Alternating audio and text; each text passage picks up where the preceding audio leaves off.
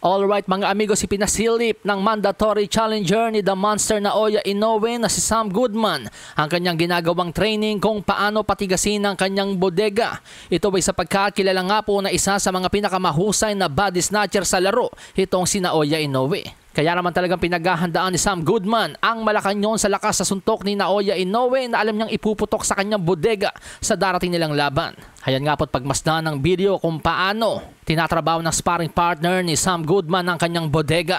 At kung papansinin po natin, ang laki po nitong sparring partner niya, no? Parang isa na tong welterweight. Pero kung atin nga pong matatandaan, no, si Manny Pacquiao noon, heavyweight pa nga po yung bumibira ng kanyang bodega upang patigasin yon. Hawak ang kartadang 19 wins, no losses, no draws with 8 knockouts. Ayon sa panayam kay Sam Goodman, ang mga training daw po na ginagawa niya ngayon ay yung mga klase ng training na never pa niyang nagawa noon. Ganon daw po siya kadesididong talunin si The Monster.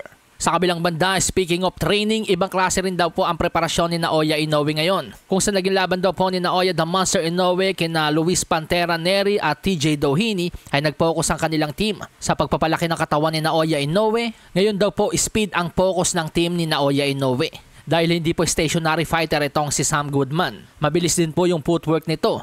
May atras sa banting estilo ito na parang mga step back ni Dmitry Bivol at Alexander Usyk. Kaya naman kakailangan rin talaga ni Naoya Inoue ng speed upang mahuli ang medyo madulas na si Sam Goodman. Samantala sa iba pang balita, naging mainit naman ang unang press conference ng sagopaang David Benavides at David Morrell Jr.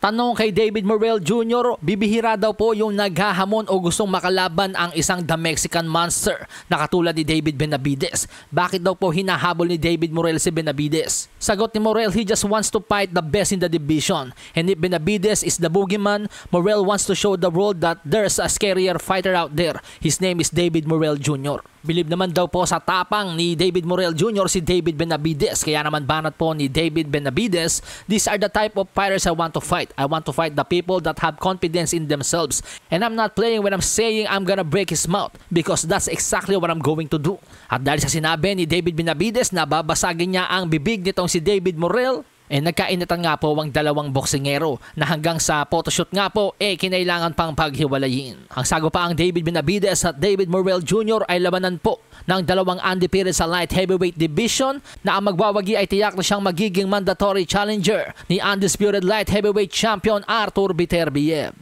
Sa hinang baraha, patunayan mo sa akin